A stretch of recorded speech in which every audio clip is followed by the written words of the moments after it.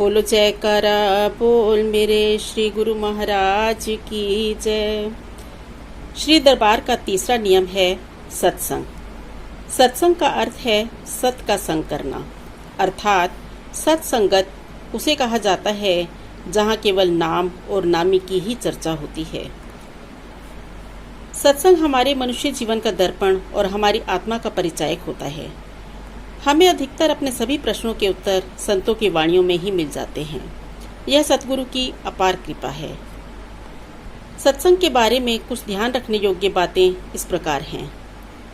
सत्संग का प्राप्त होना सतगुरु की अनंत अनंत कृपाओं में से एक विशेष कृपा है। इसलिए नित्य प्रति बड़े प्रेम से सत्संग सुनना चाहिए और उन वचनों पर अमल करके सतगुरु की नज़दीकी को प्राप्त करना चाहिए। सत्संग सुनते समय हमारा ध्यान या तो सतगुरु की मूरत पर या हमारे मस्तक के मध्य तीसरे नेत्र पर होना चाहिए, क्योंकि यहीं से ही सत्संग हमारे हृदय की गहराई से होता हुआ हमारी आत्मा में पहुंचता है। सत्संग सुनते समय हमें ये याद ना रहे कि हम कहाँ बैठे हैं और किसके साथ बैठे हैं।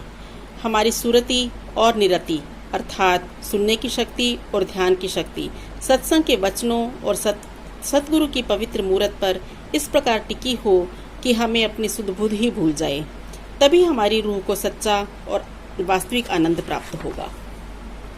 जिस दिन आश्रम पर जाकर सत्संग सुनने का मौका ना मिले तो अपने घर में ही श्री दरबार की किसी भी पुस्तक का एक पेज पढ़ लेना चाहिए और उस पर चिंतन करना भी सत्संग में ही गिना जाता है। अगर सतगुरु के बारे में कुछ जानने की इच्छा हो तो उनके प्रिय महापुरुषों के दास बन जाएं। सतगुरु का भेद इनसे कभी छिपा नहीं रहता। सत्संग सुनने से मन की हालत सुधरती है। सबसे पहले मन के बुरे विचार समाप्त होकर शुभ विचार बनते हैं। शुभ विचारों से शुभ व्यवहार से उत्तम स्वभाव और उत्तम स्वभाव से शुभ संस्कार बनते हैं।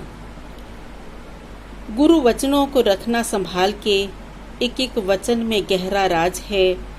जिसने जानी है महिमा गुरु की, उसका डूबा कभी ना जहाज है। सतगुरु के वचन ही गुरुमुखों के जीवन की सबसे बड़ी पूंजी है। अगर सत्संग की केवल एक पंक्ति भी जीव की आत्मा तक पहुंच जाए तो फिर उसका पूरा जीवन बदल जाता है।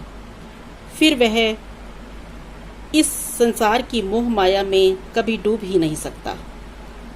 संतों के मुख से फरमाए गए वचन सतगुरु के ही वचन होते हैं, क्योंकि सतगुरु उनके मुख से आप ही बुलवाते हैं।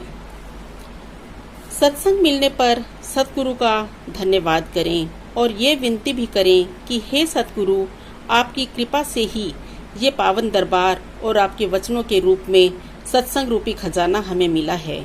हम सभी पर अपनी कृपा इसी प्रकार बनाए रखना कि हम आपके वचनों पर अमल करके आपकी प्रसन्नता के पात्र बन सकें। बोलो जयकारा बोल मेरे श्री गुरु महाराज की जय।